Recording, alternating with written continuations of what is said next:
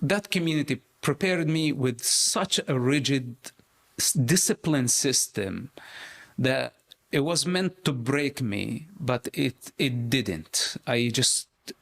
Every year I became stronger and stronger and stronger, and all the challenges that I had to go through on a personal level, or from the society or political level, or just being in the under the lens of the society for being the son of my father and their expectations. It just made me into something very, very different. And I was able to function with, you can say, super consciousness. That even the might of the Israeli intelligence, they were shocked of how I was able to just solve dilemma. And sometimes it was very, very complicated. And sometimes all it took for me to just see two people sitting in the wrong place, and I would see what they were doing. And say, it's like, okay, those guys should not be here. And they would be arrested. And that night we would find a dozen of suicide belts in their living room. And everybody, how in the world did you figure this out? And I still don't have perfect answers to that. So just being so deep in that culture that I was able to see both sides, to see his organization and to see the most secret Israeli Jewish community out there. That I became one of them, that their struggle became my struggle, and we worked together as a team. They protected my life, I protected theirs, and our goal was to save human lives.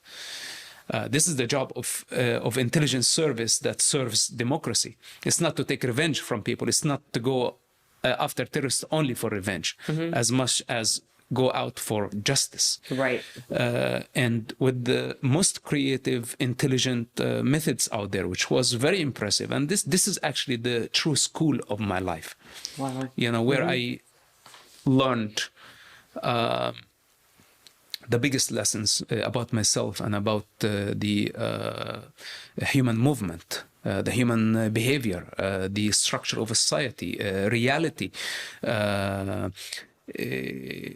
false sense of reality and human delusion.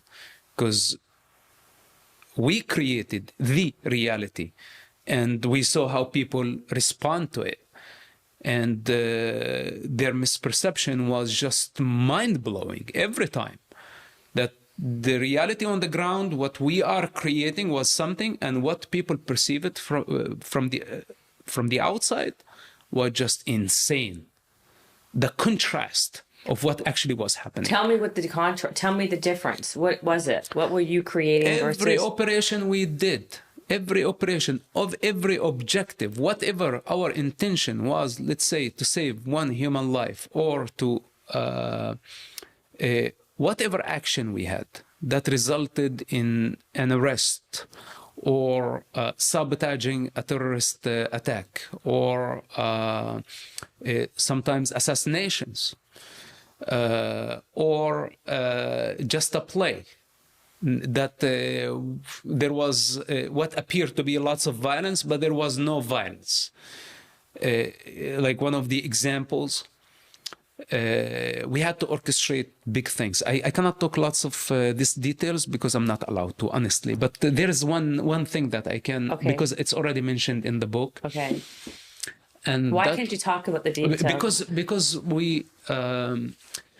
Those are the secrets of the Israeli intelligence. Like, yes, I don't want you to talk about that. No, it's I'm under oath not to talk about this stuff. I understand. Yes. And it's basically also given the methods of how we do the job to the terrorist. Maybe now they know a lot more than what they knew 20 years ago, but always.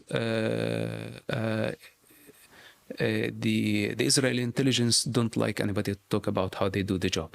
But one of the things that I already talked about, so we can talk about it, I was involved in lots of operations in many fronts after many wanted people, high-profile terrorists. Many of them were arrested. And I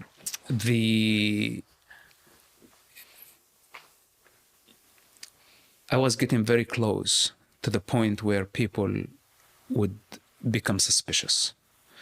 So how could I be the only survivor, like the survivor, the only one who's just getting away all the time, but everyone else has been arrested or assassinated, etc. So the Israeli intelligence wanted to do a play to manipulate Hamas security wing, and basically they wanted me to go to my house, and they wanted to fake an arrest attempt. But this fake play involves big army, the entire city of Ramallah, that everybody has to believe that I would become the most wanted man in the city. How? By the violence and the aggression of the operation that is about to take place. And all of it was just fake. Only a handful of people knew of this game. Literally 3 people within the Israeli intelligence. The army, the IDF, had no clue. The IDF had the command, you go in the city of Ramallah tonight, you're about to arrest a high-profile terrorist. He's very dangerous. He has guns. If you see him, kill him. It's as simple as that. So this is like as bad as it can get for chasing a terrorist. But in order to do this, you have to bring special forces because you're going behind the enemy lines. So you have to bring basically the IDF division of undercover agents, which they would dress like Palestinians. They would go using Palestinian cars or other cars so people don't get suspicious of them. They would come to my house, my family house. They surround the house, secure the area, so I cannot escape. The moment they do this, the big army now would come with tanks, armored vehicles, etc. If there is resistance and shooting, there could be choppers, and they're just everybody waiting. So we're talking about big operation that would take millions of dollars to just move such a force. And that's just to orchestrate a game to make Hamas believe that I was wanted, that Israel was not letting me move freely. They wanted me dead. So basically, but the arrangement was to evacuate my family out of the picture and to take them to safety. So the special forces would come first, surround the house. Then the army come, call my mother, my siblings, everybody to evacuate the house. They gave me 2 minutes before the special forces arrived to escape, because it had to look like an escape. And I get out of the house, the forces arrive, my mother is in the house, they call for everybody, and now the media come, Al Jazeera, other TVs come to cover this attack. Everybody see the tanks moving, militia come, they start shooting at the tanks, and everything is on live TV. And on the speakers, they're calling for my name. To surrender, while I was already sitting in a safe house watching the whole thing on TV.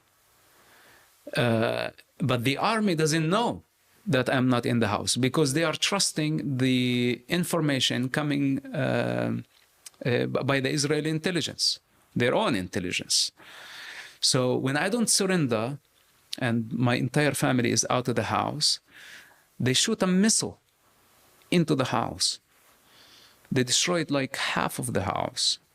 And in my room, there was at least 150 bullets in the wall. They start a crazy shootout, killing everything inside the house when I did not surrender. So it was a war zone. It was, and it continued for at least 5 hours of fire exchange with terrorists outside at the house. Then after that, they brought the dogs, they went inside, and no one was in the house, and everything was just a game. And the IDF thought it was just a failure. that I escaped, but they didn't know how I escaped. They didn't know that the Israeli intelligence gave me the heads up 1 or 2 minutes before the special forces arrived. So special forces didn't know that it was part of the None of Israeli intelligence None program. of them. They treated me exactly like they treated the most wanted man in the city. And I was wanted. Bring him, if not alive, bring him dead is okay. Wow, that's so crazy. So this is like one of the, but like orchestrating something like this, for example. Now, this built my trust with Hamas. On one hand, they became immediately obligated to provide me security. So they had now to give me access, not to all, but to many of their safe houses in the city. The safe houses that we were trying to find for a very long period of time, and we did not find, where Hamas military wing, top Hamas leaders hide for a long time.